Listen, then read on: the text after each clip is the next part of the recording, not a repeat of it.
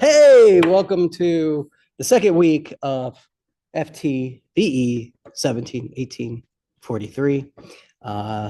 If this is your first time checking in, welcome. You should have watched the lectures last week if you didn't attend in person and commented on the discussions if you missed any of the lectures. But if you're in lectures and you're participating, congratulations, you earned your participation points. Tonight, I will be going through and reaching out to anybody who hasn't done anything, but if you haven't done anything, you're probably not listening to this right now. So hopefully everybody's listening to this right now. As always, Zoomers online and people in person, feel free to interject at any point. Just talk at me. It's hard for me, especially Zoom people, just unmute and just like, hey, Tim, be quiet for a second. I want to speak. Because sometimes I'm looking at stuff that you're not seeing, or I'm getting ready to show you something that we haven't seen, because that's my intention to show you. I like to start class with the same thing every week.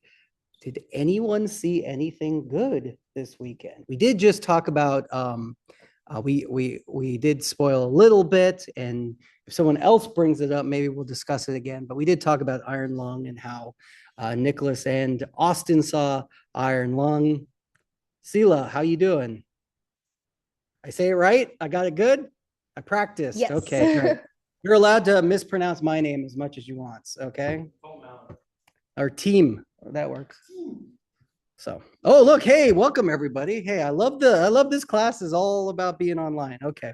All right. Well, look here. Since you're all up there right now, I'm going to do this too. Look, there I am. But here, let's showcase the class, Maston. Okay, it's just not me. There's the green screen, chroma key. There we go. You can see everybody's like really impressed with looking at themselves. Okay. Who wants to talk about what they saw and what they enjoyed this week? Oh, there's Maston. John. I saw Boyhood on Netflix. Boyhood. Yeah. Excellent film. What'd you think? Or at least, I mean, it was really good. Yeah. Yeah. Seeing the progression of like 12 years. Yeah. So Boyhood, the Richard Linklater film, director of Dazed and Confused. See, I was acting it out. Slacker's another good one, but most notably, Bad News Bears, the I'm trying to think of the other like ones that would be touchstones. The Before series, which I'll tell you right now, the best trilogy ever. You want to talk about the best? What is the best trilogy? You can't really go wrong with the Before trilogy, which is amazing. Ethan Hawke and Julie Delpy, kind of just charisma. Also, lots of things. Actually, he has, are any of his films nominated for Best Picture? No, but Ethan Hawke is nominated for Best Actor in Blue Moon, and he directed 2 films this year. But we're talking about Boyhood. What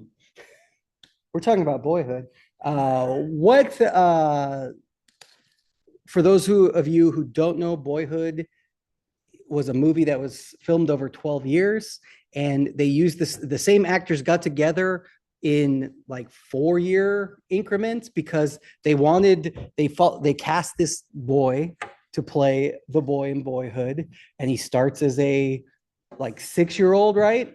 And then they check in with him when he's 13, I believe. Yeah, it's like 6 years old. Is it 12? It's probably 12 or 13 because he's like losing his innocence, right? Like he's going from childhood to teenager, and then you see him older and how his parents' relationship has infected him and who he's become. But they use the same actor. So they literally cast a kid, and instead of casting another person to play the kid older, they're like, let's just wait and then we'll film again. Hopefully everyone survives. And Ethan Hawke plays the dad, and Ethan Hawke's a big person for Boyhood. John, how many stars would you give Boyhood? I did 5 stars. That's a good recommend. If you, and I will tell you, sorry, I'm looking up my canonical review. I gave it 4 stars. let's see. What did I That's say? just me. You know what? I should change that. Mm. God is okay. This is my review from I watched it December 28th, 2022. Gotta say, Mason's photography seems basic as hell. Um, so I think he was a photographer, right? Like that's what he ended up being. Yeah, okay. Good. Thank you for sharing. Anybody else want to share what they saw? Justin. I watched Call of the Fire for 20 times, and I would say I give it 3 stars. I didn't watch it in 5 minute increments. So don't watch it in 5 minute increments. That'll affect your review. You watched it out of spite. Well, you enjoy. There's multiple hours of me podcasting about that movie, and you, if you could find it. But how would you rank that one in the set or the 8 films of Harry Potter? For me, probably top 4. I would definitely say bottom 3 for sure on my list, but That is I don't think I'm biased. I mean, outside of the 5 minute reviews, I think I like it. I think 5 is worse for sure. Wait, no, sorry. 6 is worse for sure. 5 is good, I think. 5 is Order of the Phoenix, right?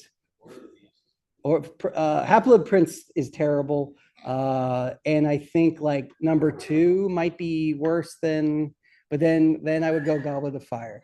So I like the first one. first one's fun. Establishing the world. All right, too bad about the creator though. Okay. Yeah. Anybody else? 3 stars? That's not like a glowing review or anything. That's serviceable. In my viewing, that time was 1 star, but I believe I gave it a 3 star before that. If I had, let me look. I don't like the Emoji Movie that much. I think I'm pretty sure I gave the Emoji Movie 2 stars. If that's the worst one you've ever watched, then you lucked out because I've seen way worse movies. Anybody else see anything worth speaking about? Sila. I saw iRobot with what's his name? Smith. Will Smith. Yeah, it was good. I thought it was funny because of how close it is to our future now, because it's set in like 2035, which isn't too far away. And all these things that they like talk about, like, oh, like can robots, what did it say? Can it write a symphony or can it make a canvas into a work of art? And they're like, no, like obviously it's supposed to be like ironic, but I thought it's funny because we literally have AI that can do that nowadays. So it was kind of scary watching it. This film that was made in like 2004 or something like that. Yeah, 2004. I saw this in theater in 2004. Saw this in theater. How many stars would you give this? I would give it a 4, a solid 4. It was good. I enjoyed it. Yeah. I vlogged it, but I haven't reviewed it, so I'd have to. It means I haven't seen it since I started Letterboxd, so I don't remember my reviews. I remember not being a big fan of it, though. Personally, I think my big issue, at least at the time, was Will Smith. Yeah, actually, Will Smith was. Will Smith. They did like obvious product placement in it, but they made him like nostalgic for the past. So there's one part where he's like, look at he like puts on Converse and he's like, yeah, classic 2003 Chucks. And it's like, we're watching it in 2004 or he's like 2004 Chucks. And it's like, okay. And then the motorcycle he rides is like from the year, but it's supposed to be the ultra future, right? We're playing with the iris and the ND filter right now. That's why it's going dark. But otherwise, you know who's the voice of the robot, though? Sela? No, I didn't pay attention to that now. Alan Tudyk. Who knows who Alan Tudyk is? Alan Tudyk is like the Disney voice actor, right? Where I think he's been in all of Disney's computer animated films. He's the voice of. He's also Steve the Pirate in Dodgeball. He was the ship pilot in Firefly and Serenity. Um, he's Chicken. Yeah, he's Hey Hey in Moana. He is Duke Weaselton, and he's also Duke Weasel. Well, no, I was gonna say that. In Zootopia, he's Duke Weaselton. In Frozen, he's Duke Wesselton. Wesselton. Yeah, yeah. All right, and he's also King Candy in Wreck It Ralph. So, there you go. He's yeah. Yeah, he's one of the robots in Superman. He's like number 9 or whatever the main one was. 4, sorry. Yeah, one of the numbers. All of those robots are celebrity cameos. Like one's Batista and one is the woman who plays Mantis. I forget her name from Mission Impossible. You said, Huh? you said Guardians of the Galaxy, you said Mission Impossible. Chortled. Okay, great. All right. Anybody else want to share? Or if not, we'll get into what our focus is in learning. I could talk about movies for hours and hours, and it's almost like I do that in other classes. Great. No one else? We talked enough, so I won't tell you what I watched, but I did watch several good short films this Friday. Where was Gavlin student produced the 72-hour film competition. Those of you who attended, Nathan, any comments or critiques? It was really really fun to see the wide range of short films that were made within the time frame that they were given and the requirements that they needed to put into said short films. It's interesting to see what the different creative minds put into their films. I thought it was fun when people were like laughing every time they said, I'll have what she's having, right? Even Yeah. if it wasn't like a funny moment, it was just people who were like, when is this going to show up in all of the short films? Nathan, I'm going to put you on the spot. Which one was your favorite? If you were the judge, which one would have you given first place? Ooh, it's a tough one because there were some really good ones. I don't think any of the filmmakers are here in class right now. So Let's see. So, I'm Still Here was really good. Um, one second place, everybody, if you yeah, weren't yeah, there. yeah, yeah. The was it Claws and Cut? That was a cute one. Yeah, an animated piece that was done in 72 hours. They used an animator who works at Nickelodeon, and there was a part where they animated like a chihuahua shivering, and they there were 42 separate images to make the chihuahua shivering for like 3 seconds. It was crazy. And then I forgot what it was called, but it's the one with it's the black and white one where it's the lady that stays for like a day or two. I forgot what that one was It called. was called Waiting to Leave. Okay. And that was an interesting, speaking of the Before Sunrise trilogy, that really feels like that one. So good. Well, thank you for your thoughts. I'm always interested in, as one of the judges, I'm always interested in who, what, where, and why. And it's always fun where it's a panel of judges. So what I voted for, not necessarily won or didn't win or placed, but it's all fun. So thanks for coming. Extra credit for Yeah. sure. Yeah, of There course. and again, just a reminder, extra credit opportunity for all of you, April 25th at 6 p.m. here at Gav. That's a Saturday at 6 p.m. Put that on your calendar. That's going to be our spring showcase where we give out our Gavi awards. Okay, let's watch one thing and then we are going to jump right into it. Let me just pull this up. Where are you? Yes. About how he's going to set up my computer.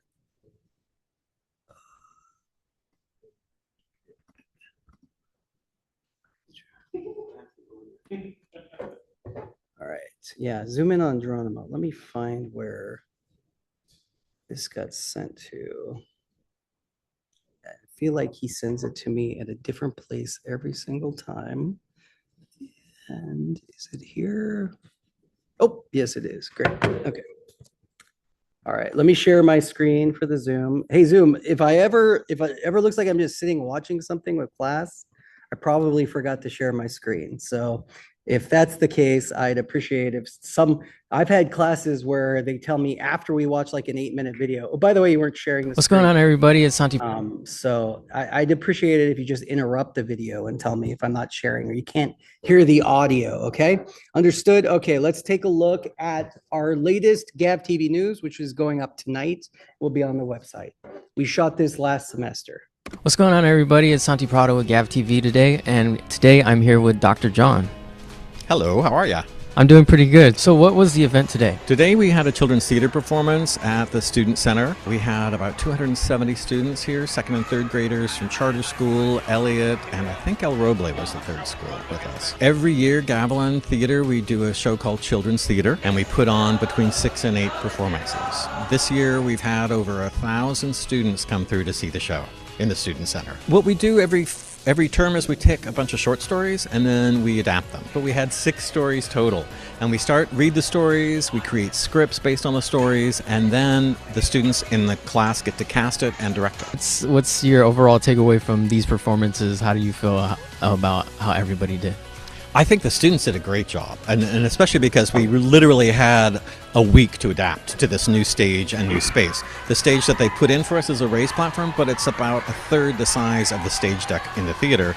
So we had to totally redo all of our blocking and everything else to make it work. I have 24 people in the show. I can't not get 24 people on that stage at one point in time.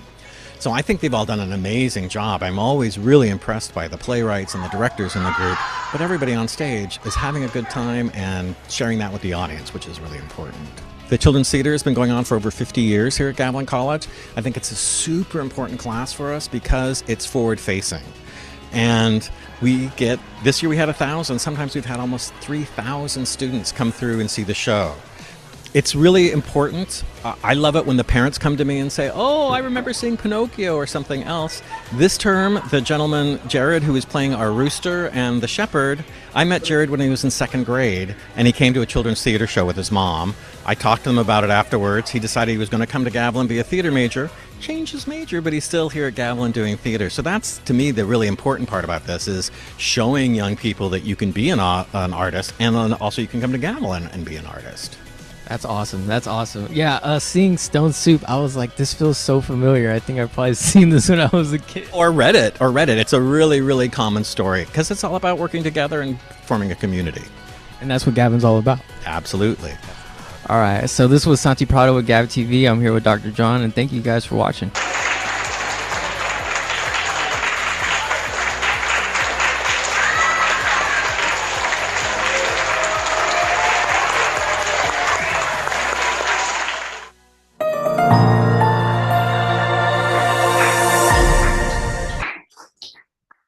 All right.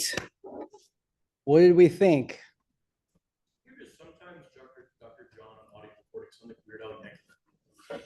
It might just be you. It might just be you. Let me think about that.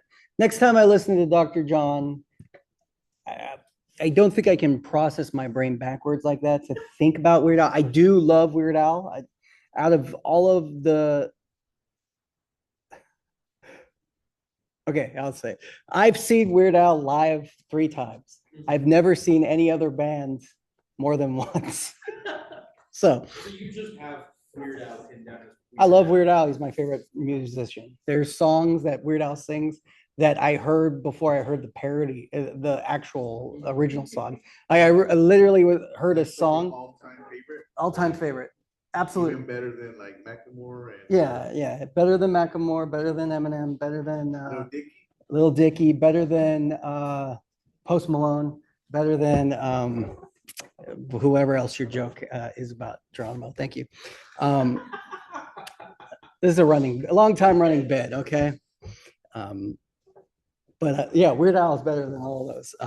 And I'll tell you, check out the Weird movie, the Weird Al biodoc, or It's so funny. It's a parody, of course, of a biography, a bio film. Okay, critiques. The point of this class is we're going to watch something, and is there anything that you didn't like or that you thought was good? We love compliment sandwiches. Great job to Santi, who edited it and was our reporter. But moving forward, we're going to be producing Gap TV news each week. We'll probably be watching one a week, and sometimes we'll be watching feedback. So is there anything that you want to say that worked or didn't work for you? Phil. Just say, a couple of jump cuts that were a little jarring to me. And then, I don't know, his head tilt. Whose head tilt? Salty's, he tilts his head. Oh, he tilts his head? I don't know. And then, that's awesome twice. For a crutch. Like at the very beginning, he has the head, I don't know. It's just weird, see, like that. There's a head tilt. All right. Well, the head tilt is something we'll notice now. I never noticed it before. The body language without him talking. That's like his That's a thing, isn't his it? body language. Yeah. You know, like he's I don't want to say awkward, but like He's kind of slouchy. yeah. That's just Slouchy, that's just okay. his body language. All right. Well, I think we could say, I think in the moment now, if we're filming something and you notice that your talent is doing a head bob that is noticeable, you can absolutely say, hey, can we do another take? But can you try not to turn your head this way? That 100%. So just as a reminder, I've worked in live TV news, a KSBW in Salinas on live news, doing reporting and also doing camera work for the reporters, as well as I've done corporate video, which is news packages like this. So I have lots of experience I can tell you from that. That didn't bother. I didn't notice the head tilt specifically, but no, but something you noticed. Great. That's a good note. We'll tell Santi. Anybody else notice anything? I noticed an error. Something that this was, I think, supposed to be the final version because it's already gone through a round of edits. But I noticed an error this go round, this watching. That's why I watch with many people. Anybody else know this? I want to rewatch it. From the See, watching it, yeah, watch it. Also, yeah, like sitting somewhere. Is it a typo? Oh, the last name was cut off. Yeah. Yeah, that's way Yeah. too close. So I think So look, yeah, so the L right here is on the white of the font. Now, in news, we're going to talk about the fonts right here. The Now, font. Did you only notice that because you know his last name, or because you actually saw it? Well, this is a new export, so I may have, it may not have been in the last version I saw, but I worked as what was it called? I did on live news broadcast. My job was to make the lower thirds, and Chiron. I was a Chiron operator. Chiron is a name. It's a proper noun for the machine that puts the fonts on the newscast. So it's like saying Band-Aid instead of bandage, right? So Chiron is what it's called. And it's a machine that like, I would type in all the fonts, dyslexic, I misspelled things all the time, but I was still the Chiron operator. You don't even know how many mistakes go into a live news broadcast. It's countless. So now, once you work in news, you notice like, oh, this was a mistake, but most people don't notice. The fonts go up. You have to font everyone for 2 seconds and you can pull them down after 2 seconds. My job was to say, okay, font's ready. And then the director or the technical director would say, put on the font would go up and then we'd take it down. Or it's like, you spelled this wrong, Tim. And then they would pull it down. And I would miss, like literally there was no like copy and paste back then. I would get a printed document. I would have to type all the fonts in, and being dyslexic made it harder. There were computers back then. It just wasn't like a computer network, right? It was big idea. it was one of those big machines that you saw in like 2001. It was HAL. But these are called lower thirds. And notably, we're going to pay attention to these lower thirds because what do? They allow us to introduce our subjects and properly spell their name and font them. All right. So this is what I would say. Where's your font? Your finished piece. I almost like when I do a rough cut, I rough cut it, then I add my fonts or I add my music, then I add my fonts. We want the fonts here. Your piece isn't done unless you font your reporter. Look, we have two people in this piece, right? Dr. John and Santi. And you can see Santi's fonts right there. Okay. The top line is the font. So that's the name. It would be the spelling of the name. What I'm going to tell you is when we're filming a piece like this, and you have a reporter or you are a reporter, number one thing you absolutely need to do, the very first question you should ask every interview subject, and we'll talk about this when we go into our interview day. Number one question is, hey, Geronimo and I are filming right now, right? Okay, I'm the reporter. Hey, I'm Tim. Can you say and spell your first and last name for me? Say and spell my first and last name? Yeah. Say it first. Say and spell your first and last name. Geronimo Garcia. Yeah. Jeronimo-Garcia. Okay. And how would you like to be identified under your name? The man. The man. Okay. Normally, like, what's your title? Multimedia technician. Multimedia technician. What's your title? How you want to be identified? Okay. So the top one is called the font. The bottom one is called the qualifier. Okay. So notably, look, okay, we have a messed up font. We'll fix that. But all together. a lower third. Yeah. Why do you think it's called the lower third?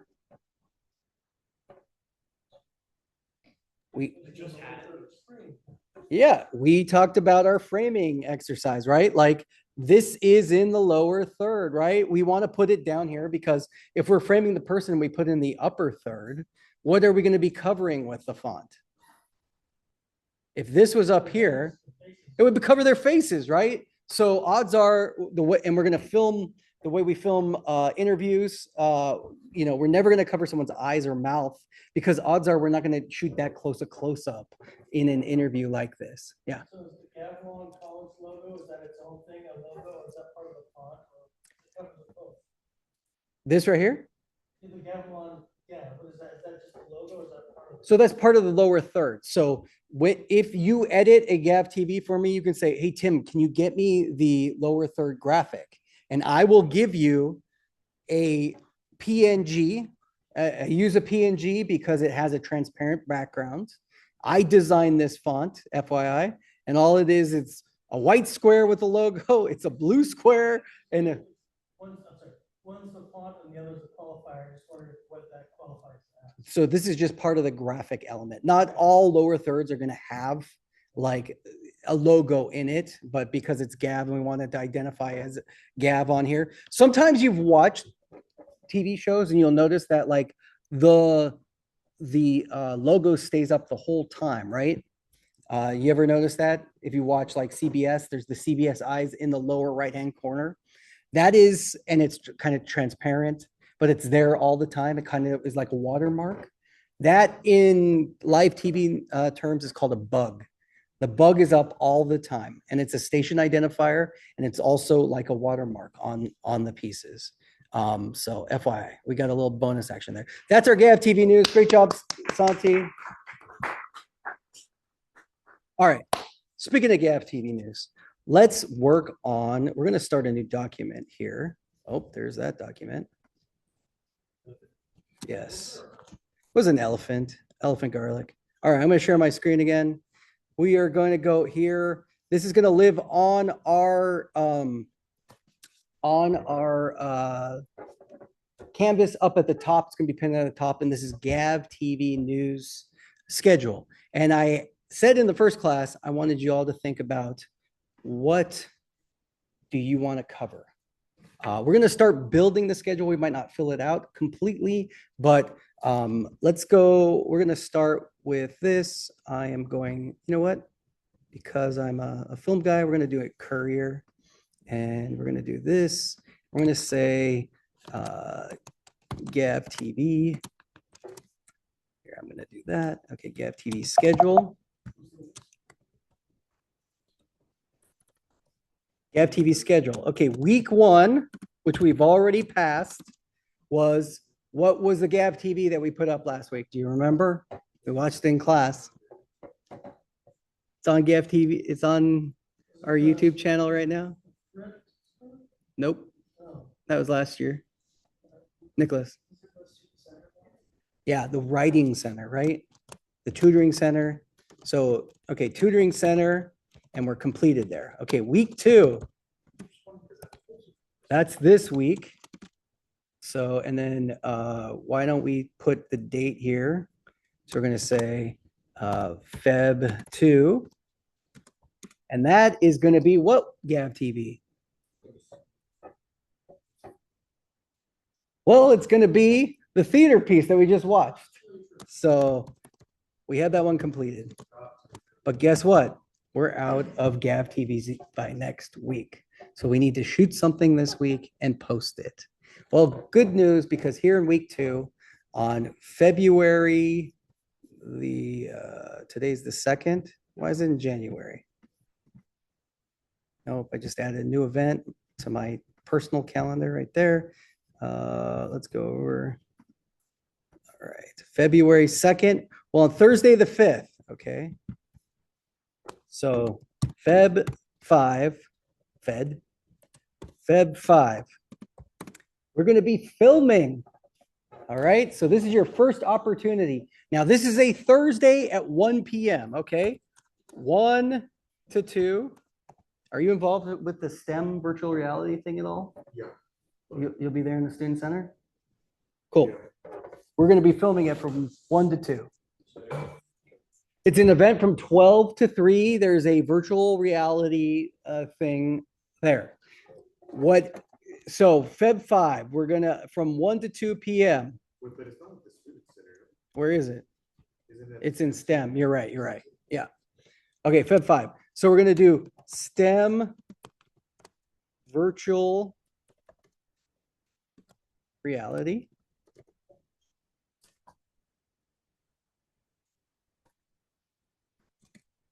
Okay.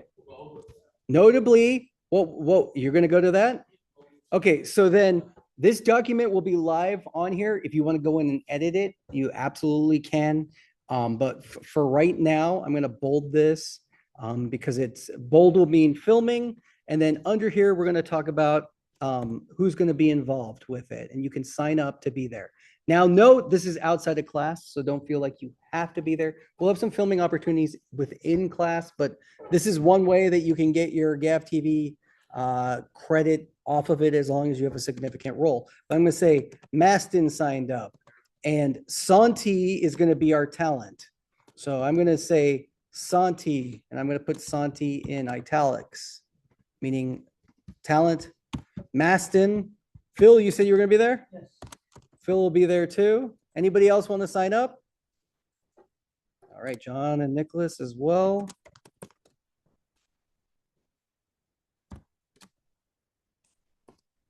Great. All right. If you want, you can sign yourself up. Okay, week 3. All right, and that's going to be February 9th. So this will be, week 3 will be our STEM piece. So that means we're going to fill in on Thursday and have it turned over the weekend. Well, great news. Santi's our editor who gets paid to edit at Gav, and we'll turn that. Yeah, for real. Yeah, well, you can have the opportunity. Santi can only do it, I think, for one more semester, and then loses. We can hire one student editor a semester. Okay, so we're going to call this STEM virtual reality. So what we're doing right now is we're building the schedule. This is a form of producing. We are going to be producing the content for the channel. And we'll just do, I want to get through February at least, but if you have ideas, I'm going to open it up in just a second. But I know that we probably need to film something of the week of February 9th. Does anybody have anything they want to film the week of February 9th? Does anybody have any ideas of stuff they want to film or something that's happening on campus that you might want to do?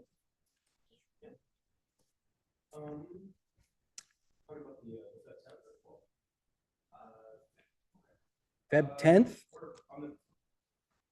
Okay, we have an idea coming in right now, I think. There's on the 10th, there's a scholarship writing lab for students in short. Are you interested in that? We are the content creators. So let's think, if we're coming up with an idea, there's a scholarship writing lab.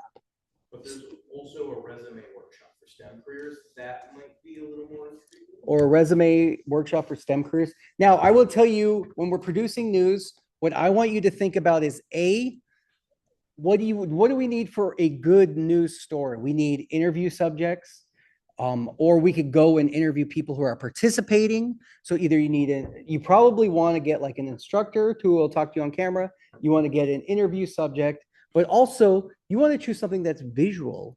And maybe if it's not visual, it's not just going to be an interview. We need B-roll. So at the workshop, if we go to a resume building workshop, you'd probably want to go there, film the workshop, and then talk to, hey, I'm here with Joe, and Joe just took the workshop. Joe, what'd you think? Oh, it was really great. I learned how to make a resume, and now I feel like I can get a job. Or you would say, talk to the instructor. Hey, I'm Professor Resume, and I was here to teach you how to build a resume, because resumes are important to getting jobs in the future. And then you would piece that together. So when we're telling a story, especially video, we want to do the 5 W's, right? Who knows what the 5 W's are? This is an interviewing term. Yeah, Phil, what's 1 W? Who? What? Who could guess? Where? When? What's the last W? Why? And also how. Sometimes how is important. There's an H in there as well. But think about when you're doing an interview, at the very least, hey, what was happening today? Have them describe their events. Is your reporter going to be in there? Like with the tutoring center, the reporter wasn't included. It was just it was in that style. And then in the theater piece, the reporter was on screen. Hey, I'm Santi. What was happening today? Then your interview subject says, oh, we had a play today, right? And so it's like, what happened? Where was it? Why did it happen? How did it happen? Who was involved? And if you answer those questions, you're basically telling the story. And why is it important? Those are all really important elements to think about when we're doing that. So you're the producers. Do you want to do that on Feb 10th? Because I'm also going to tell you, we're going to look right now and schedule some thing. So you do want to do February 10th?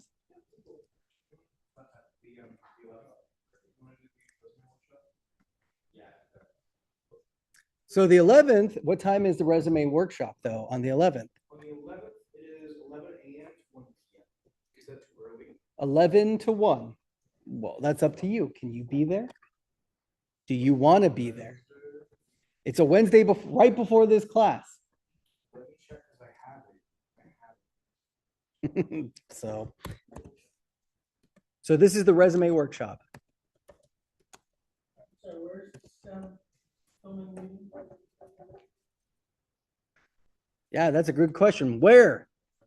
What building STEM in, Geronimo? I don't know if it's an actual building, but it's right in between the math and the life science. That hallway right there. So the quad over, so if you go out of the library and you head up towards the student center, it's the buildings to the left. You can see who's been taking humanities and arts, because you're not familiar with the science and math side of the campus, huh?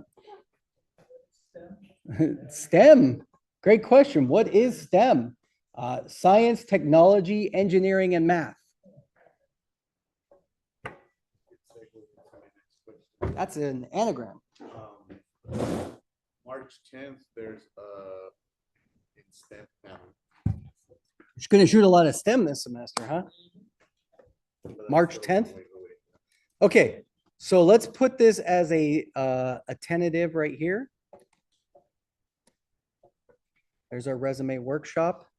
You said it was from 11 to 1? And okay, if someone signs up for it, great.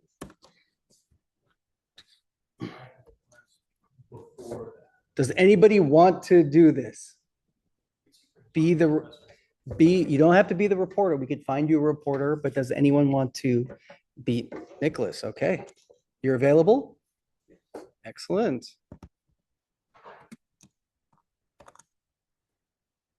Are you going to be there, Geronimo, at the February 11th? You can get me Jason maybe, or Nick. I'll help scratch up with the resume anyway. Great. Phil and Nicholas. Do one of you want to be the on-camera interviewer? Are you going to be there too? You want to be on camera? Okay, John will be John or N? Okay. Just wanted to make sure. Phil and Nicholas. Yeah, let me know if I'm spelling anything wrong. Because I'm guessing. Nicholas, that's right? No, Okay. it's Nikol. AUS.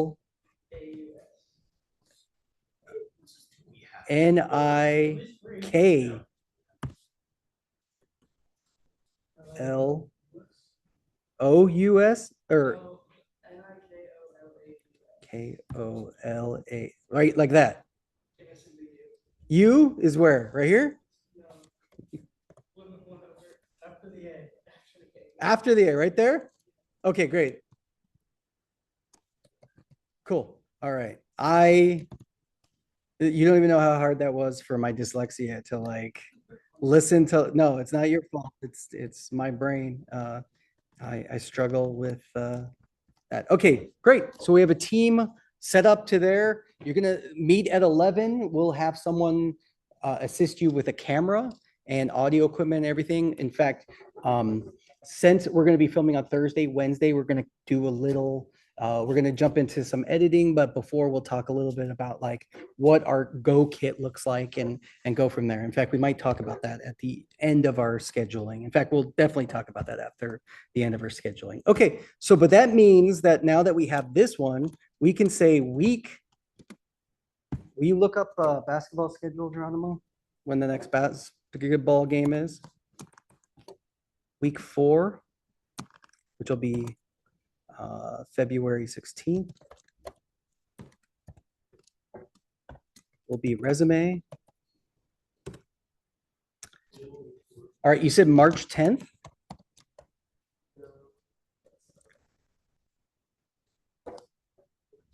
All right, while we're doing that, Geronimo's going too slow for me. We're gonna shoot some sports, so hopefully y'all like sports. Got the athletics on the homepage.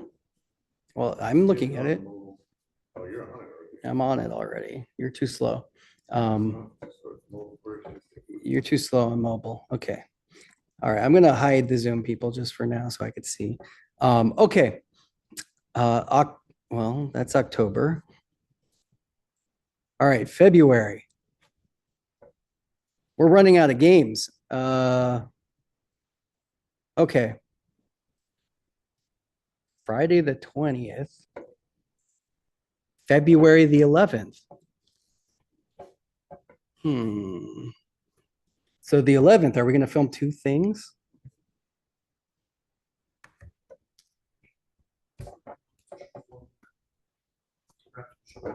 We could do both. We could split.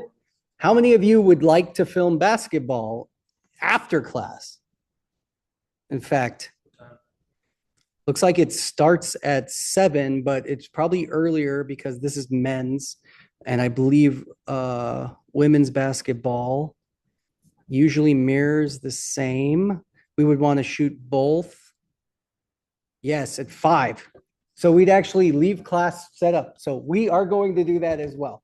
So guess what? If you do double dip both, but February the 11th, we're going to film twice. Now, why are we doing this?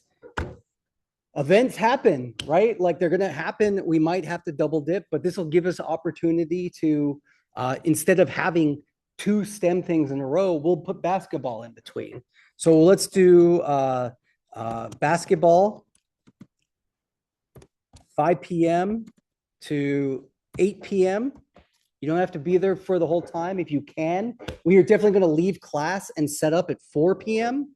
So just note, our team here is going to be, oh, here, I should move this. Cut that out. We got our team there. We're going to have class set up.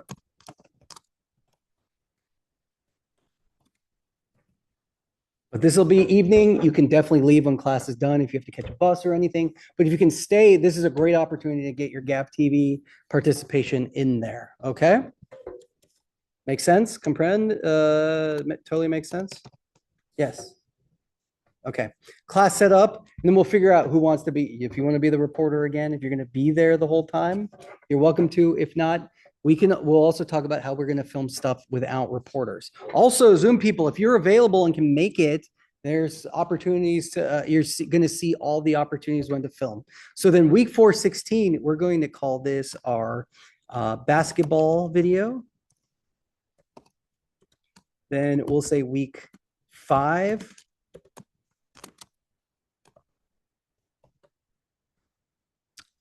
23 is going to be resume.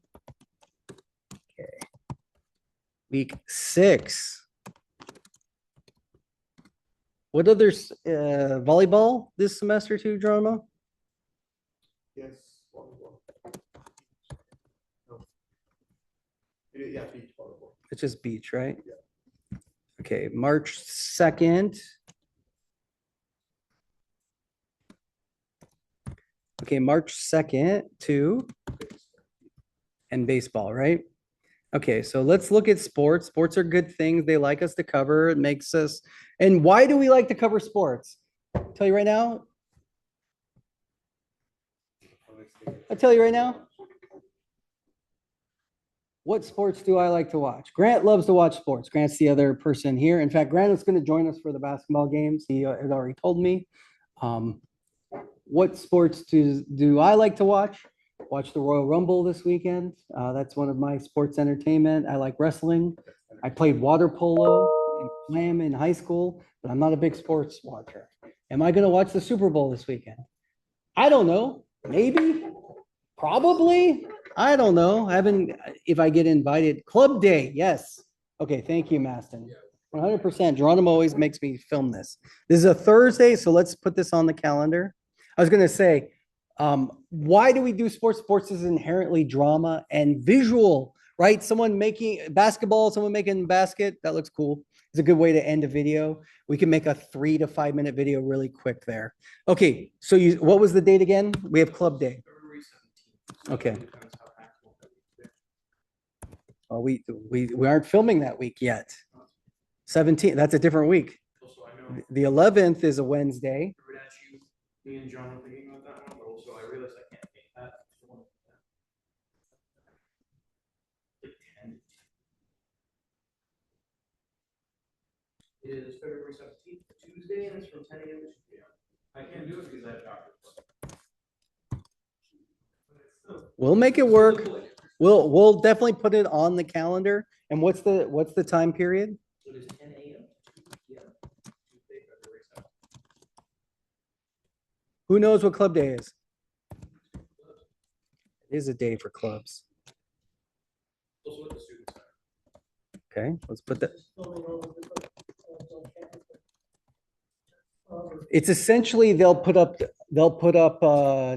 tables. Yeah, it'll be tabling, and you can walk around and be like, "Hey, I want to join the Magic Club," or "I want to join." You know, there is a Magic Club. Yes. Magic the Gathering. Not the Gathering. This is like sleight of hand Magic Club. Yeah. What up? No, I'm not the president. I'm the advisor. No.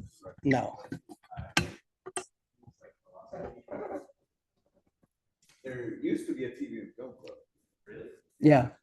We could bring it back. We just need enough students to want to sign up, and we need a president and someone who's willing to go to all the meetings. If you don't attend, if you miss 2 meetings of the club, your club is kicked out of the club. Yeah. So if someone wants to be the president of the film club, we could restart that. And essentially we would meet here once a week talk about movies and maybe see movies or something.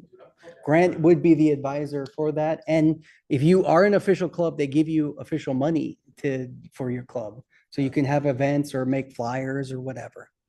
That's something to think about. But Legally, I cannot interact with any clubs. Because I got plugged out in high school. I was president of 2 different clubs, culinary and you got clubbed out, is that a thing?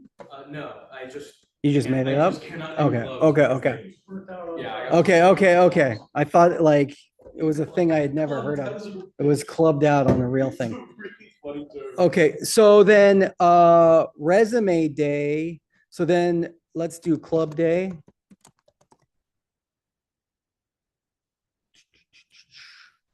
Okay. Basketball. All right.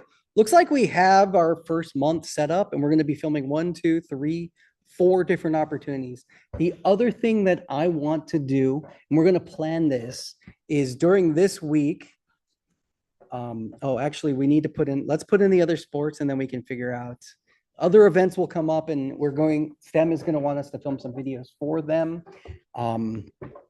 as well.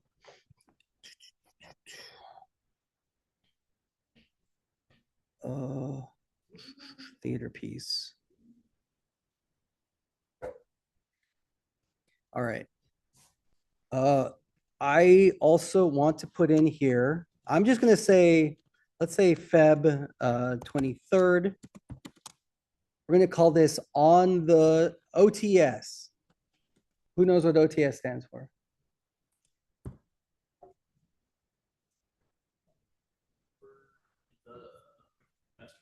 Over the semester. Good guess, but wrong. Over the shoulder. Yeah, that is what OTS means if you're doing a shot list, but this is not a shot list. We're doing news reporting. What is an OTS? It is an anagram. And I'll tell you, you've gotten the correct. The T stands for the. Justin. On, you got on the, but screen is incorrect. On the site. Nope. Anybody ever see the show with Billy Eichner where he runs around and interviews people? On the street, yes, thank you. Billy on the Street. Have we ever seen Billy on the Street? No? Let's watch a Billy on the Street really quick. All right, yes, man on the street interviews would be, or person on the street interviews. Let's check this out really quick. You don't have to film it. I'm sharing my screen so you could film Phil instead since he got it correct. Okay, let's look Billy. Okay, what I want for you to think about is we're going during class to do on the street interviews, which means we're going to go to the student center. We're going to talk to students. And what do we want to talk about? Is it going to be serious? Is it going to be funny? In the past, we've done interviews about the election. We could do interviews about what the campus thinks about what's going on in Minneapolis and ICE. We could be as political or as non-political as possible. We're about to watch Billy on the Street and see what Billy does on the street. Let's see. Here we go. Billy on the Street. Name a woman. Miss, for $1, name a woman. Name a woman? Yeah. Who? Who? No, name a woman. Name a woman? Yeah. Yoga bag, name a woman. Sorry. No, name a woman. Name a woman? Yes, go. Any? Yes. Oh my god. Yes. This is so hard. Name a woman. Name a woman. Name a woman. No. All right, okay. Hey guys, it's Billy Eichner, and this is Funny or Die's Billy on the Street, a music and pop culture game show. Now, before we get to this week's 3-round game, let's hit the streets and play a game I like to call For $1. Here we go. Miss, are you jealous of Beyonce's success? No. I don't believe you. I wouldn't believe me either. Okay. Are you having a good day? I am. Are you? I am having a good day. What are you doing? I just went to the movies. What did you see? I saw The Story of Marie, a blind deaf girl. Oh, God, no. For $1, who's your favorite actor or actress? Oh, I like Brad Pitt. Yeah, I think he's fine. Seems like a good guy. I've never been that, thrilled by his acting, but seems like a well-intentioned person. Great ass. It was great in Troy. You're disgusting. Miss, for $1. No. Why? Because. Gentlemen, any thoughts on Kira Sedgwick? Pardon? What about Kira Sedgwick? I love her. I do? played her at John, Kira Sedgwick. Oh my God, this is so gay. I can't take this. I cannot take this. Miss, have you gotten your Madonna tickets yet? Hell no. Why? Because I can't afford them. Why not? Because I live in New York and I'm going to be 64 and I have no health insurance. I don't ask for your whole life story. Tough shit. Oh, fuck you. Meg Ryan. What? Oh, forget it. Miss, do you want to be Tina Fey's new friend? I know. Oh, sorry. Well, you bitch. Sir, for $1, name a movie. Go. Radio Shack. Yes. What? Radio Shack? Yes. That's a store. Excuse me. Goodbye. Sir, for $1, who would you rather have sex with, Charlize Theron or Anne Hathaway? Neither one, I'm gay. Oh, God. Sorry. That's too bad. What was that? Could I say something? Yeah, sure. Who are you? I'm Billy. Who are you? Keith. What is about? For $1, who's weirder, Tom Cruise or John Travolta? Tom Cruise. Correct. There you go. Are you smoking a blunt? Yes. Okay, thank you. Sir, for $1, any thoughts on Anne Hathaway? Okay, bye. Goodbye. I hate Claire Danes. What's up? I hate Claire Danes. Why? She's scary. Why? She is. You want some pizza? No, God, no, I'm lactose intolerant. Sir, for $1, name a celebrity you hate. Go, scream it. Scream it. Jake Gyllenhaal. Yes, take it. Take it, bye. Miss, for $1, name 3 white people. Go. 3 white people? Yeah. Could be dead or alive? Yes, famous, please. Elvis Presley. Okay, 1.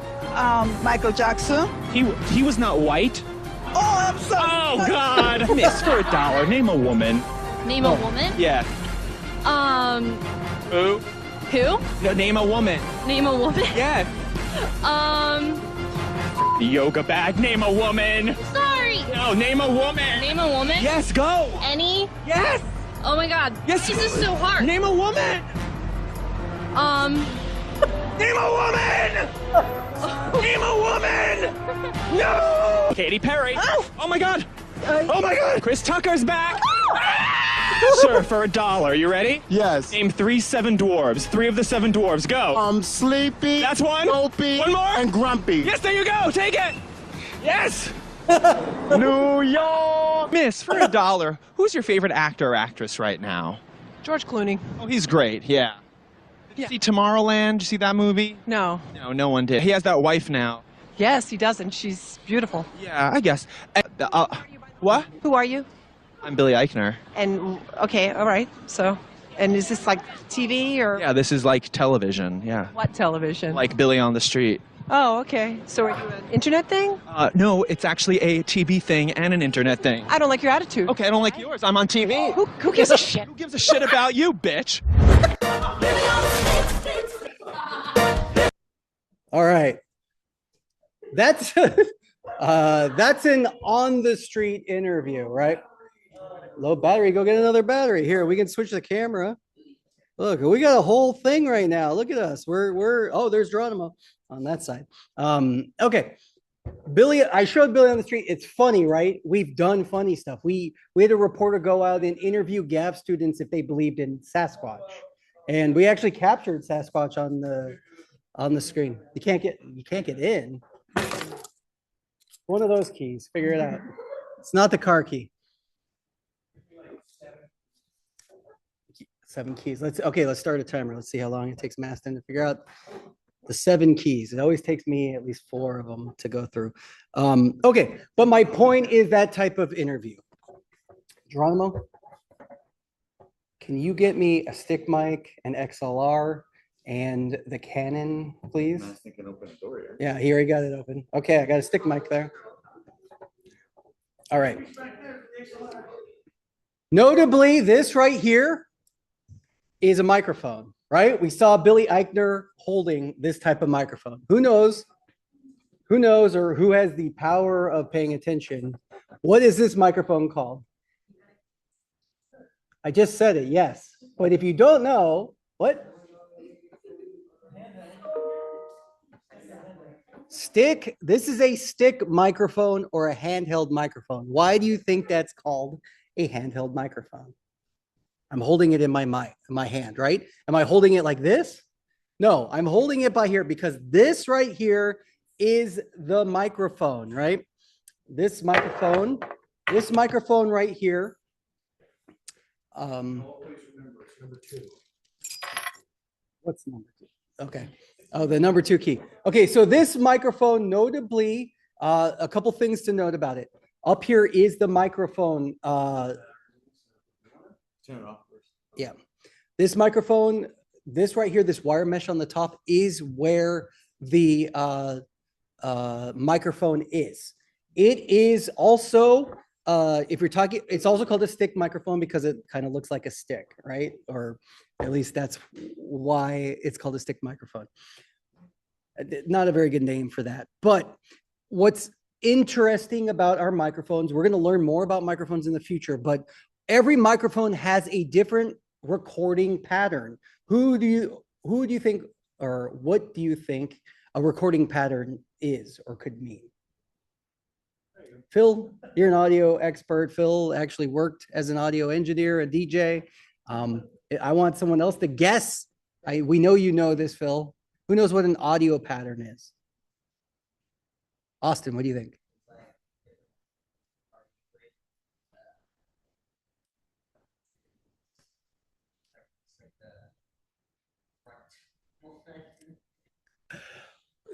The audio, let's look at this. We'll talk about this right now. Share my screen.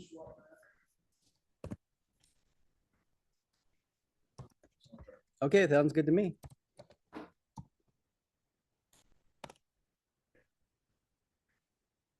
All right, let's open this up.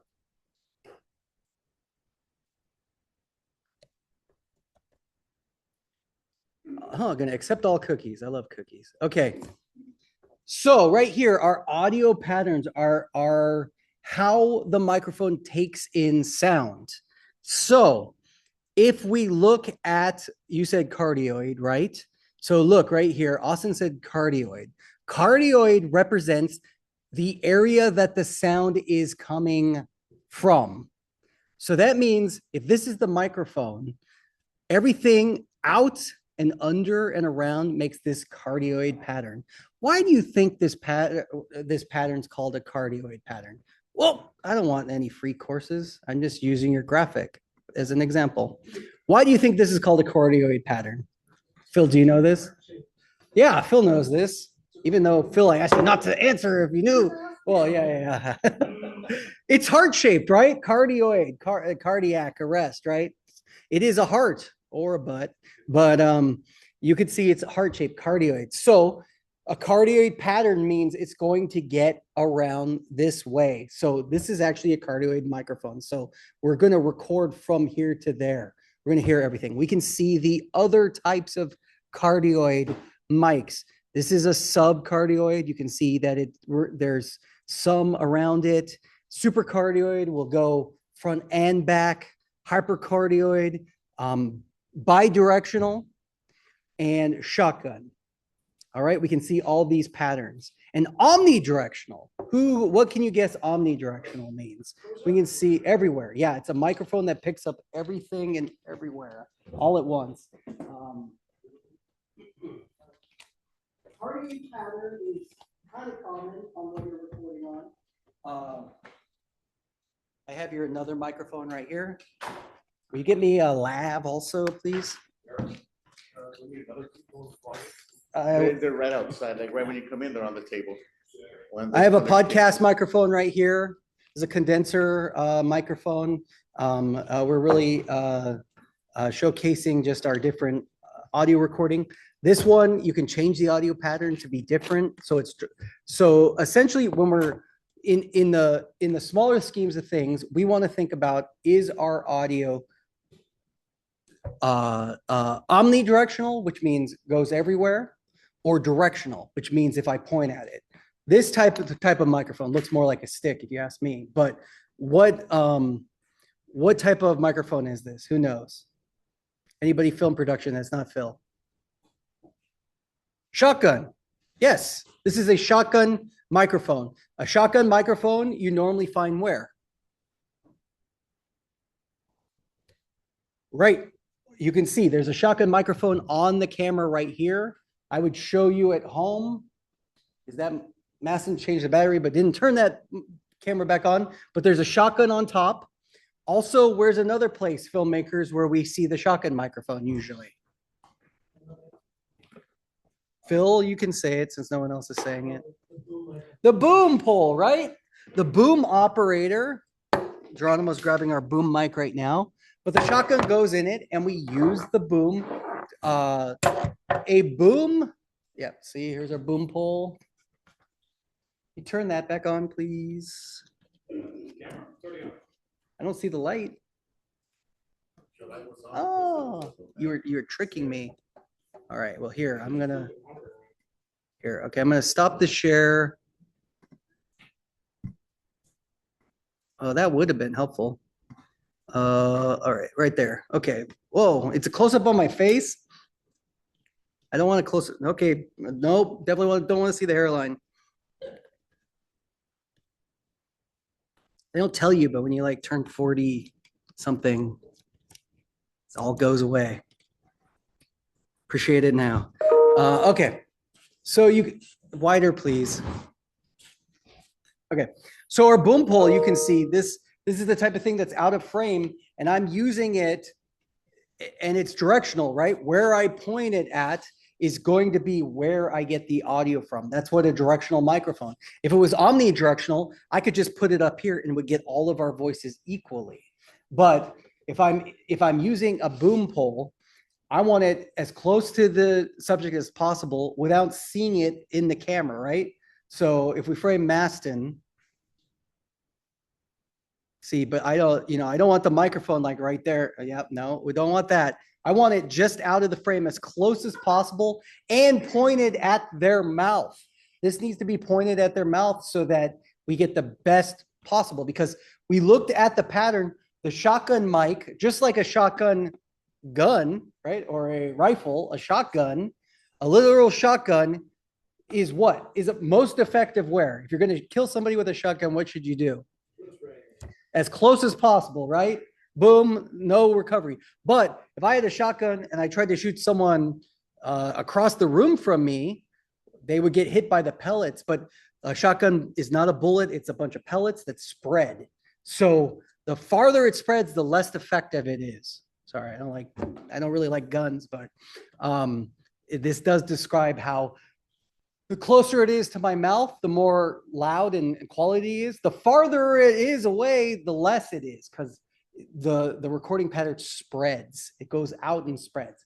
I won't hear anything well here, but I will hear well here. That's the shotgun recording pattern. Will we use shotgun microphones in our field interviews? Probably not. This is more like on the set thing. We may use it as a backup microphone, but shotgun microphone, not necessarily. We're almost going to go something with this stick mic. Now, the stick mic here has a cardioid record pattern, but it's a narrow cardioid record pattern. So if you get probably about this far away from the mic, the quality is severely less effective. So when we're talking into the mic, you saw Billy on the street was going like this, right? Like, and really, Master, you come closer to me, please. So Billy on the street was like putting it right up there. And then was when Billy was talking, coming back to his mouth and then going back, because if I say, hey, Maston, what's going on? We're not hearing me. I can't talk and expect to be recorded if I'm holding the stick mic. I need the stick mic here so that it's a better quality of audio. Make sense? Okay. While we're talking about mics, We saw our podcast mic. We also have this one right here. This is going to be the most important lesson you learn at the Gavlin Film Department right here. What is this called?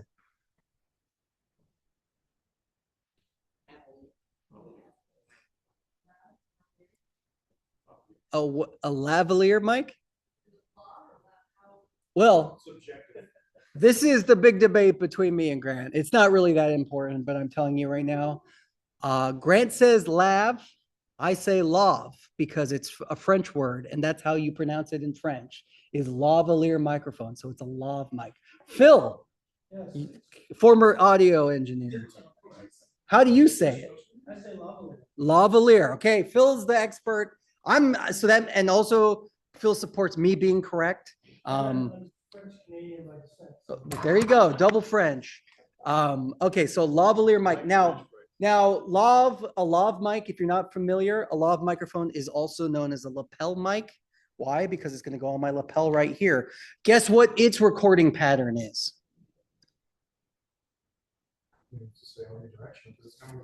Omni. So if this mic was Omni, if I farted, we should be able to hear it as well as me talking.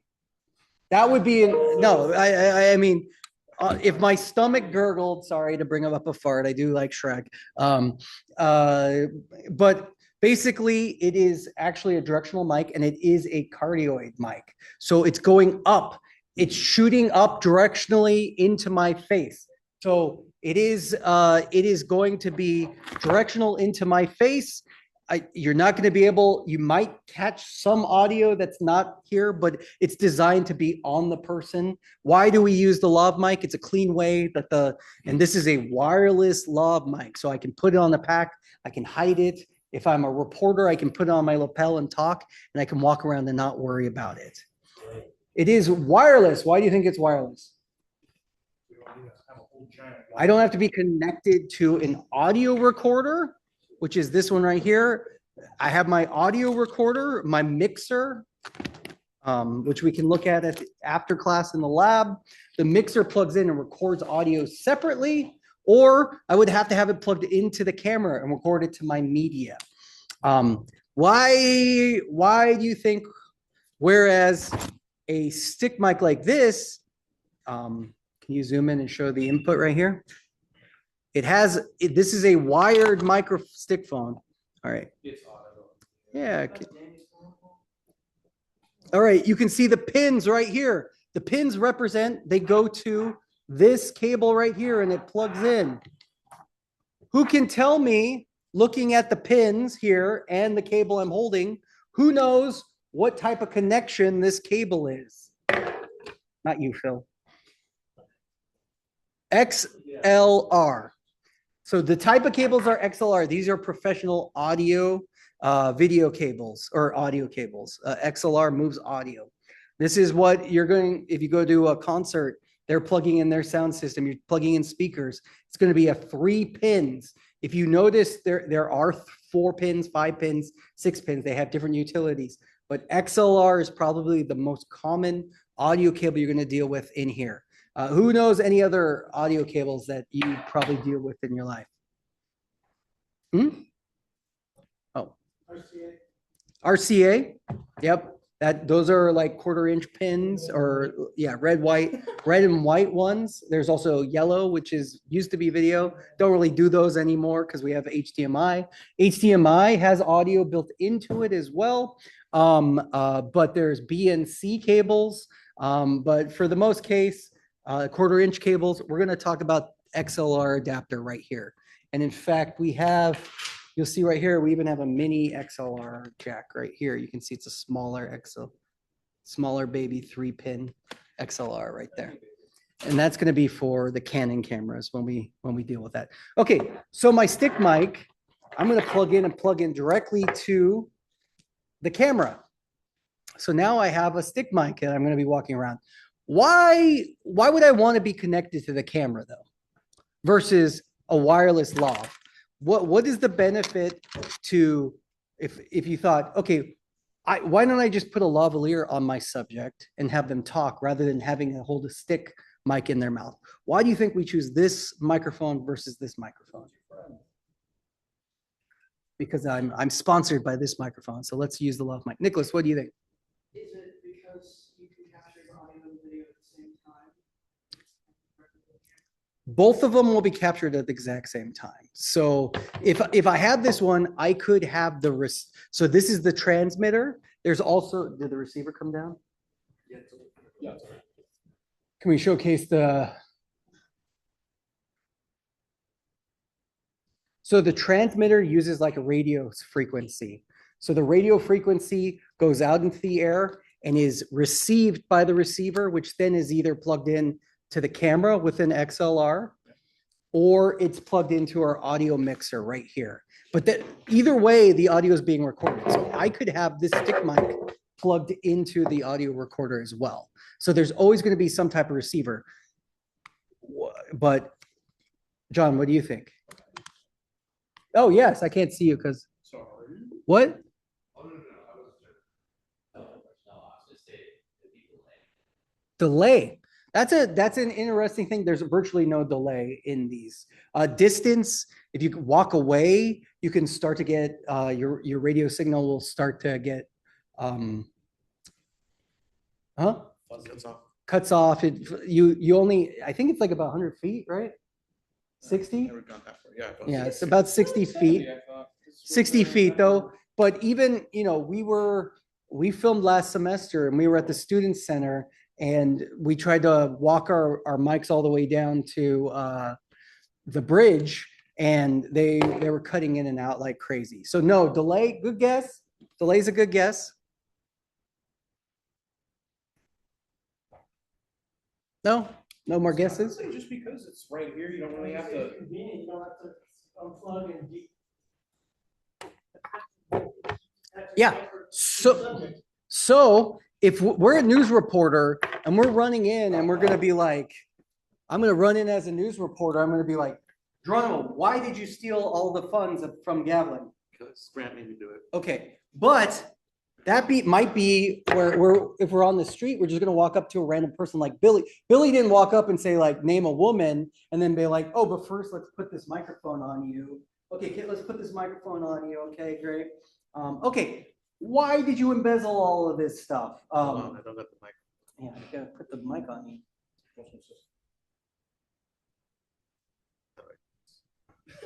You want me to? He's only I've never done this before. to yourself. Just a clip. You know what? It's easy putting that on other people. Yeah. So it's. All right, hey, taking off. If you gotta take a, what time is it? Oh, I got about 15 more minutes before I stop talking. Okay, what was the question? We can see it though. We can say, so this is intentional, right? Like we will, if we're doing an interview, we will use this microphone if we have the subject sit down and lit and all nice. This is the type of microphone we used when we interviewed the writing center staff people, when they were just on camera. But you can see that like when we did the theater piece, we were out in an environment and it was noisy. Also, the lavs pick up way more than what the stick mic. The stick mic is very directional. So if you're out in like the student center where it's noisy people talking, the very narrow directional mic is going to be way better than the lav microphone. Okay, but the lav microphone sounds good. It's good quality. And why would I choose the lav microphone? Well, this shot of Geronimo is kind of more natural versus a less natural thing where I have to hold the microphone in his face, right? Stop. Okay. That happens, Yeah, absolutely. People try to touch your mic. Why would we not want that? What do you not want people touching the microphone? You want to control it. If you're doing the interview, why have them hold it?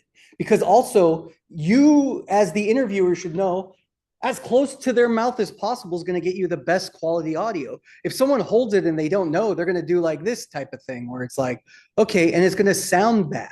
You want it as close as possible. I'm going to also tell you a benefit to this versus this one. This one's great. I love lav mics. I use them all the time. To get a lav microphone to work, we are going to talk about a band, Phil. We're going to talk about a band. Who knows AC/DC? Oh, do you see fan of Shrek? Me. You know AC/DC? What's your favorite AC/DC song?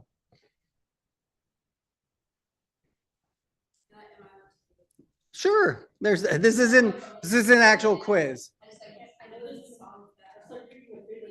You gotta pick. Yeah, I'll pick. I'll say Connor. Fan of Shrek, right?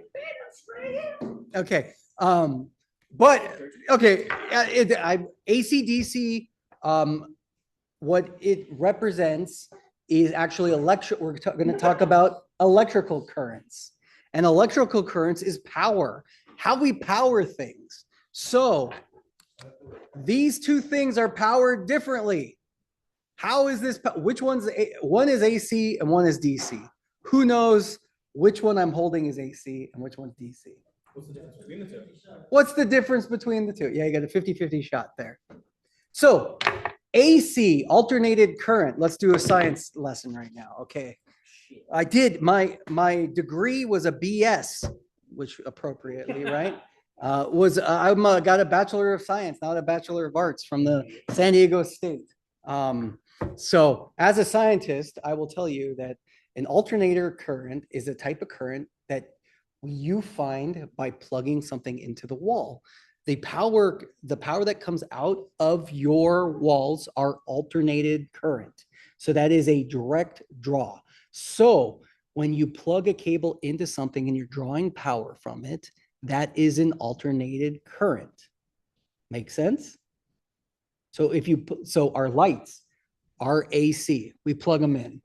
We plug them in the wall. We have to have an AC current to plug it in. So I'm going to tell you by deduction and using your best guess, who could guess what a DC could possibly be?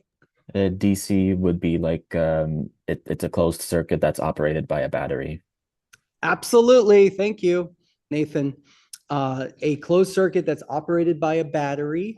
And you can see with this is our receiver.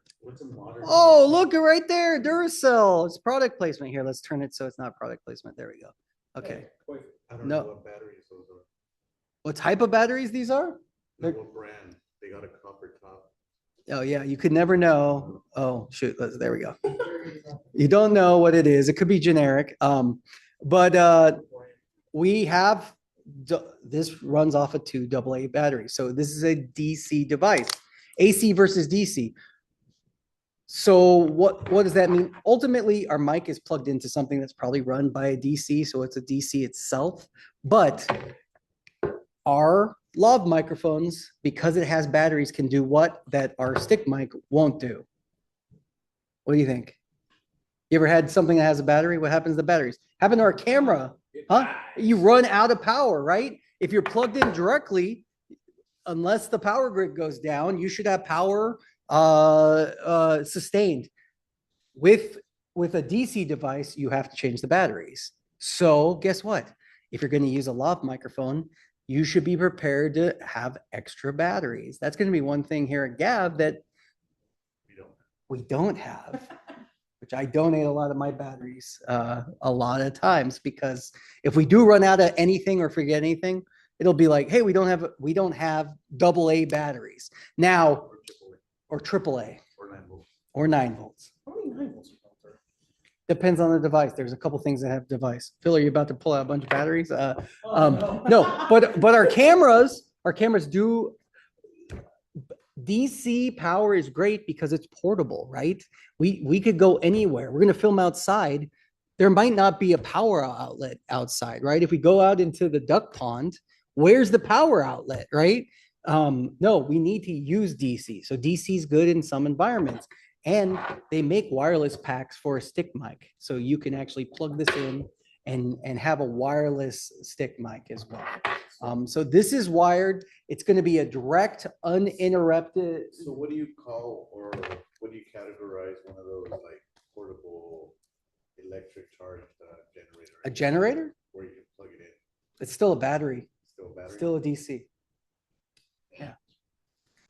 Because it's, yeah.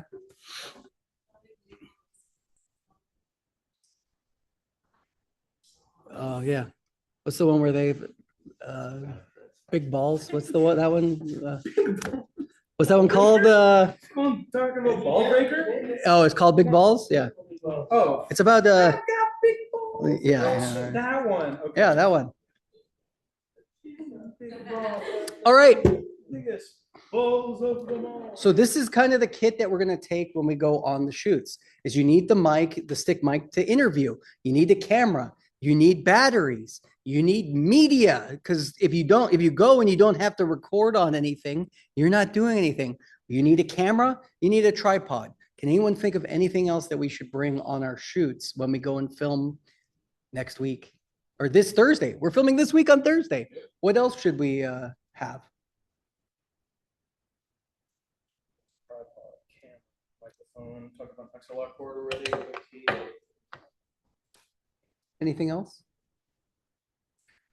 Lights, potentially we could, if we're filming in an inside environment, or we could be filming outside. It just depends. Well, I'm just telling you, for if you're, yeah, you could take reflectors or lighting control kit. But if you're live broadcasting news, do you think they go and set up lights? Sometimes they do for the reporters. You want that good light on your skin to get rid of the shadows so you look good. If you're going to be on camera like I am right now, you probably want to look as good as possible so that when you look back, you're like, oh, why didn't I suck in? Or why? Yeah, exactly. If you put, I got like right now I'm being lit from above. And when you go outside and you're lit from above, you get these dark shadows under your eyes. You get raccoon eyes, right? But if we use,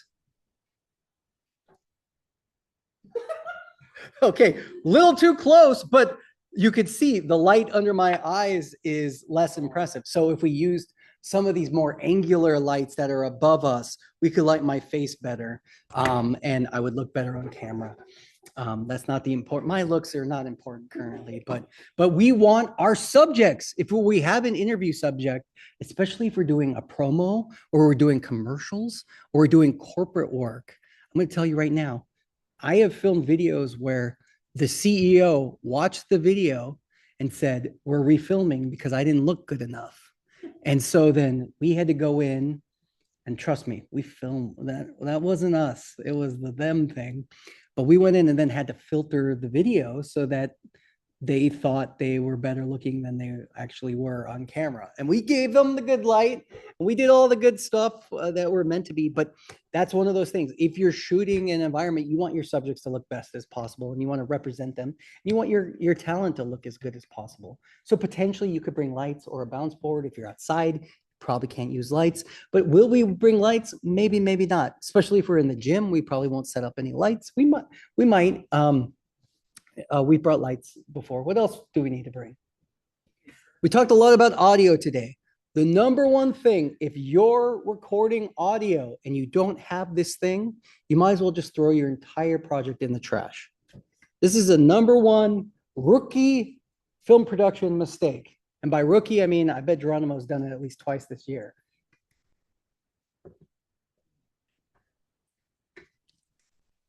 I know I've done it once this year, but this is one thing. If you shoot video and audio and you don't have this, I'm going to tell you right now, you're basically taking a risk. Headphones. Thank you, Phil. We're going to call our headphones. We're going to call our headphones a monitor. Okay. We're going to monitor what we're recording.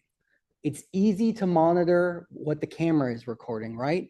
Because how do we monitor what the camera is recording?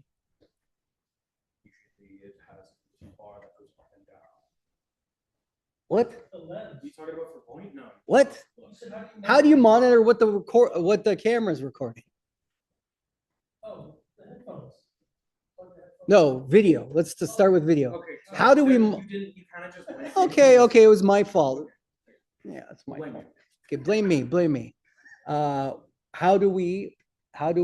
do we use to monitor the video that we're recording? Monitor. Okay, you just said monitor, but what is that called on the camera? The viewfinder on the camera, but ultimately we use our eyes.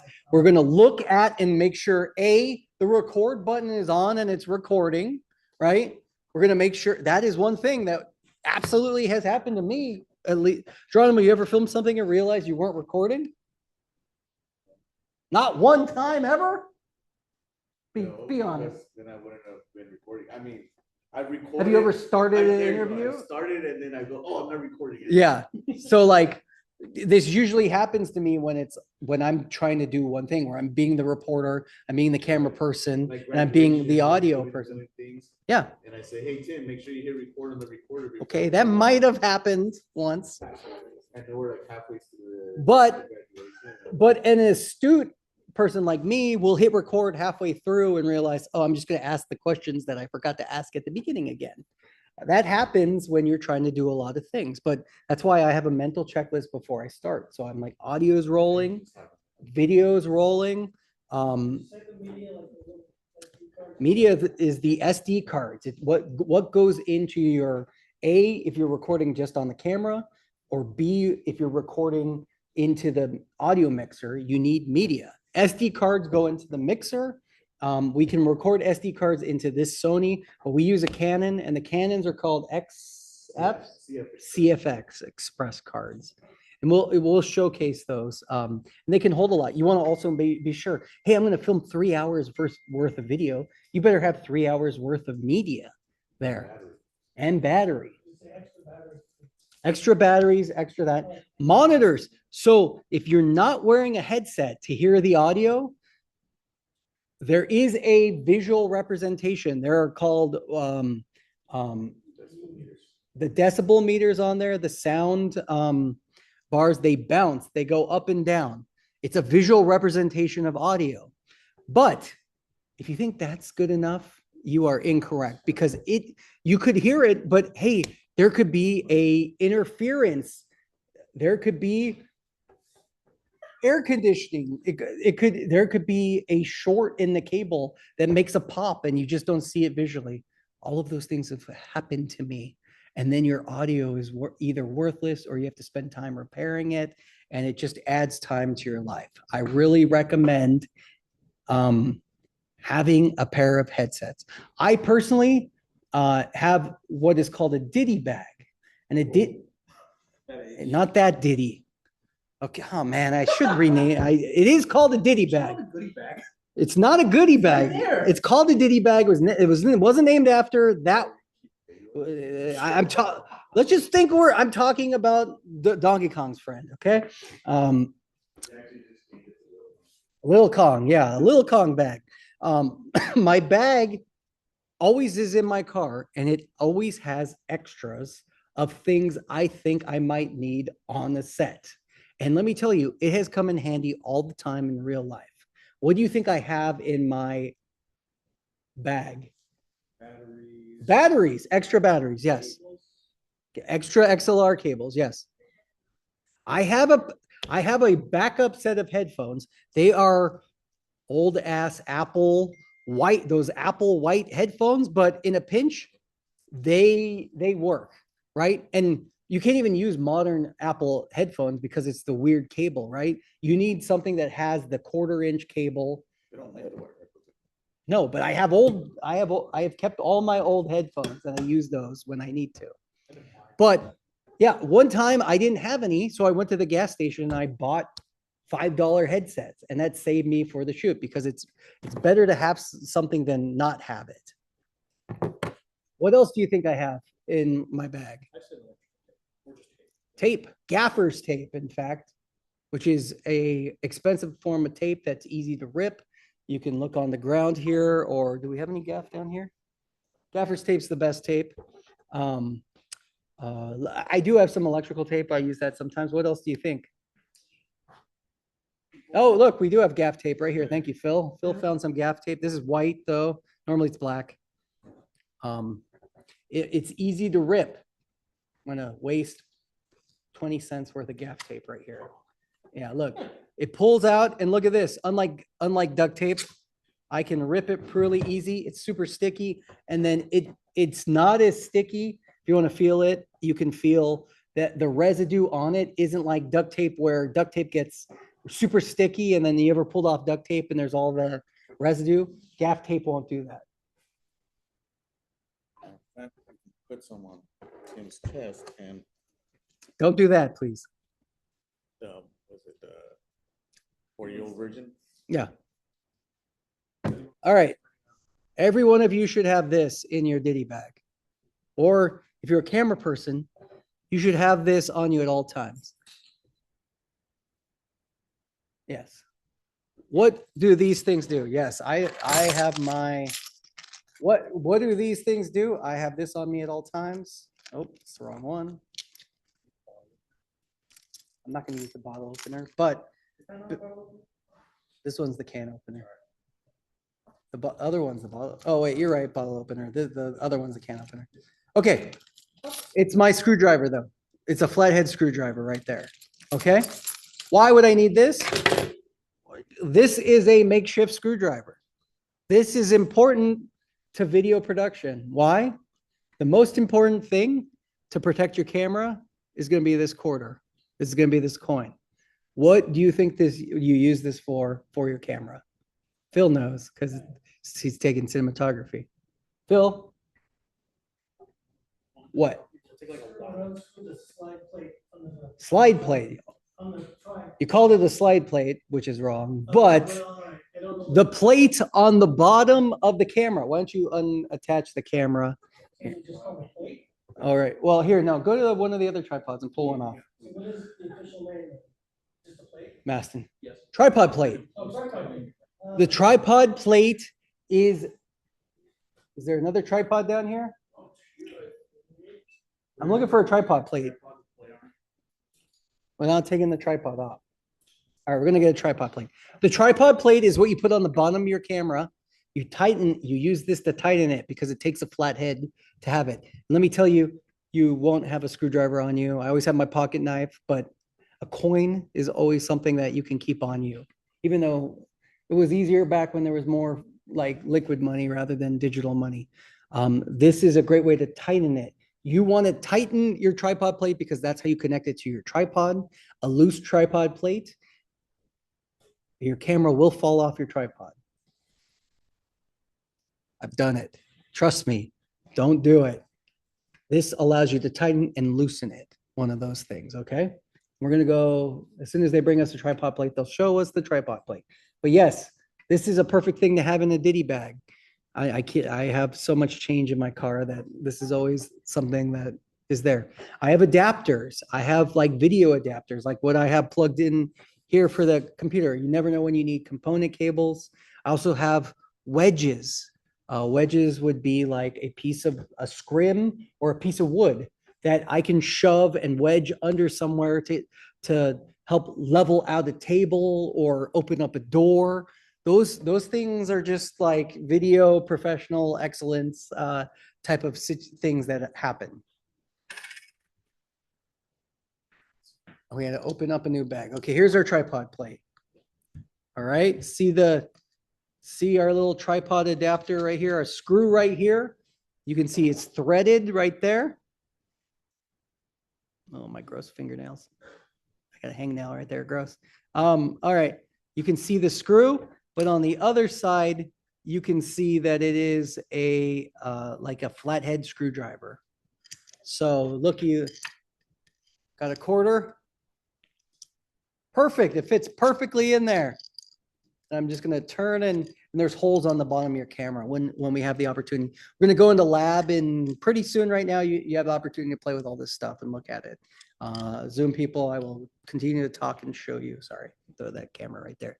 But the tripod plate is very important for the safety of your camera. If you don't have a tripod plate, you basically don't have the tripod. We here at Gav, anytime we come back, we take the plates off the cameras and put them onto the tripod so we don't lose the plate. Because the plates go missing if you leave them on the cameras and you take a tripod. We also have different tripods and different, believe it or not, different models of tripods use different plates. So if you could show up and be like, oh, there's already a plate on my camera, but it's the wrong plate and then it's not secure. I have taped my camera onto a tripod because I didn't have a plate in the past. And let me tell you, it's not the best experience to go through. I've made every mistake and I'd love to share what I've learned from it. Okay. Questions or comments? I think I'm done talking. Y'all excited about that? See, I've talked for about an hour or two. No, so ideally, what we're gonna do is on Thursday, we're gonna start our editing portion. And we're gonna edit by doing project number one. Now, you've all been assigned project number one and GAV TV and your final project.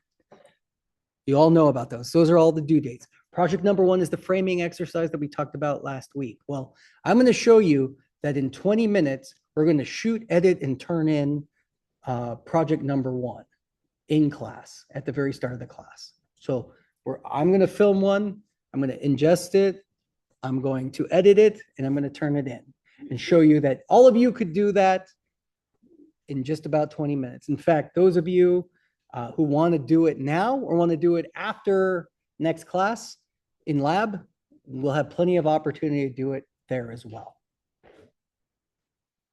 Make sense? Okay, GAV TV, you want to sign up. You have to do a GAV TV by the end. You can do multiple GAV TVs. In fact, with the amount of people we have in class, I would love everyone to be involved in more than one. You can get credit, extra credit. We'll talk about that in the future. And then your final project is a film, a video, something, a podcast, an extra GAV TV, whatever you want to do, but you're going to be the main creative force behind that. All right. Anything else? Okay, I'm going to stop talking, which means I'm going to stop recording. Goodbye, everyone who's watching that didn't get to watch this. Now we're going to just go into lab and we can talk